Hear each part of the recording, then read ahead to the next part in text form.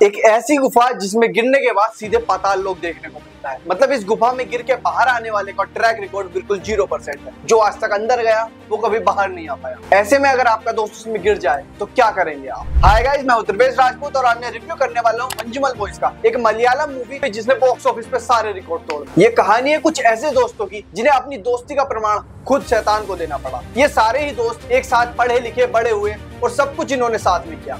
फिर एक दिन इनका प्लान बनता है कि चलो कहीं घूमने चल, लेकिन बजट कमजोर होने के कारण ये गोवा ना जाके अपने पास की ही एक गुफा में जाने का प्लान बनाते हैं। लेकिन जब वहां पर पहुंचे तो इनका एक दोस्त बताता है कि टूरिस्ट गाइड सबको पागल बना रहा है, जो असली चीज है वो तो नीचे है, लेकिन वो एक रिस्ट्रिक्टेड एरिया है। लड़के साथ में हो और कुछ उल्टा सीधा काम ना करें ये तो हो ही नहीं सकता। तो ये जैसे तैसे करके नीचे पहुंच जाते हैं और यहाँ पे मजे मजे चल ही रहे थे, तभी इनका एक दोस्त नीचे गुफा में गिर जाता है। जैसे ही वो नीचे गिरा तो इन्हें शुरू में तो लगा कि कोई मजाक कर रहा है, वो यहीं पे कहीं छुपा हुआ होगा, लेकिन वहीं दूसरी तरफ इनका दोस्त जो नीचे गिरा है वो ऐसे ऐसे टकराते हुए गया है कि वो इतना चोटिल हो गया है कि ना तो अपने हाथ पैर ही मूव कर पा रहा है और बेहोश भी पड़ा हुआ है। और अब धीरे धीरे इन्हें इस गुफा का राज पता चलता है कि इस गुफा का नाम है डेविल्स किचन, मतलब ऐसी जगह जहाँ पे दानव अपना खाना बनाता है। कुछ समय पहले मंत्री जी का एक रिश्तेदार इसमें गिर गया था तो कोई उसमें जाने को तैयार नहीं हुआ। यहाँ तक कि मंत्री जी ने 15-20 लाख की धनराशि रख दी कि चलो जिंदा ना सही सिर्फ लाश ही लाके दे दो, तब भी किसी ने अंदर जाने की हिम्मत नहीं करी। लेकिन वहीं दूसरी तरफ ये सारे दोस्त इन सब बातों को इग्नोर करके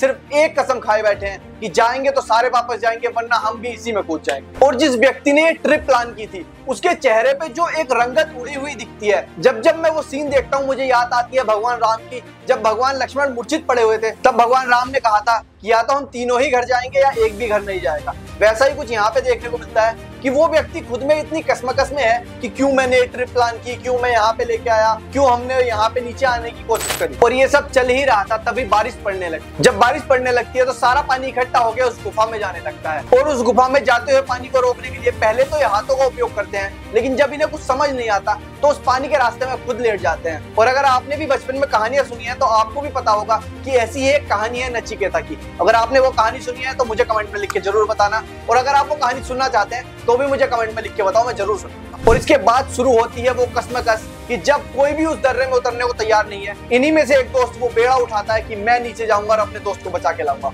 और किस तरह वो नीचे गया, अपने दोस्त को बचा के लाया, और कैसे जिस गुफा से बाहर आने की उम्मीद किसी को भी नहीं थी वो अपने दोस्त को बचा लाया। और सबसे बड़ी बात है कि ये सच्ची घटना पे आधारित है, तो जब वो बाहर आ जाते हैं जो आपके दिल को खुशी होती है वो सच में काबिल तारीफ है। इस मूवी की सबसे अच्छी बात यह है कि ये 8-10 लोगों का ग्रुप है और इनमें कोई भी बड़ा नाम नहीं, और ये मूवी सभी को बराबर स्क्रीन टाइम देती है। और अगर आपको लग रहा है कि सबको बराबर स्क्रीन टाइम दे दे तो इसमें बड़ी बात क्या है? इसमें बड़ी बात यह है कि जब मूवीज के बाद सीधे वेब सीरीज आई तब हमने देखा कि सिर्फ एक कैरेक्टर पे फोकस ना करके कई सारे कैरेक्टर्स को भी लाइमलाइट में रखा जा सकता है, और वही काम ये मूवी होते हुए कर देती है। और एंड में सबसे जरूरी सवाल कि क्या ये मूवी मुझे देखनी चाहिए? देखो भाई, ये थिएटर में तो आपको देखने को नहीं मिलेगी, और दुख की बात यह है कि मैं भी इसे थिएटर में नहीं देख पाया क्योंकि हमारे आसपास लगी ही नहीं। लेकिन जब आप इस मूवी को देखोगे और जब एंड अगर आपने देखा तो सच में आपको दिल से अच्छा लगेगा। कुछ समय तक हो सकता है आप इसके थॉट्स में खो जाओ कि यार इतनी पक्की दोस्ती क्या सच में ऐसा होता भी है, और इसकी स्टोरी कितनी अच्छी हो सकती है इसका अंदाजा आप लगा लो कि ये इस मूवी का बजट सिर्फ 20 करोड़ था और वहीं ये कमाई करती है 240 से 250 करोड़ के बीच। तो मेरी तरफ से ये मूवी मस्ट वॉच है, और ऐसी ही एक मस्ट वॉच मूवी है आवेशम। उसका रिव्यू देखने के लिए ये वाली वीडियो जरूर देखें और उसका लिंक आपको डिस्क्रिप्शन में भी मिल जाएगा।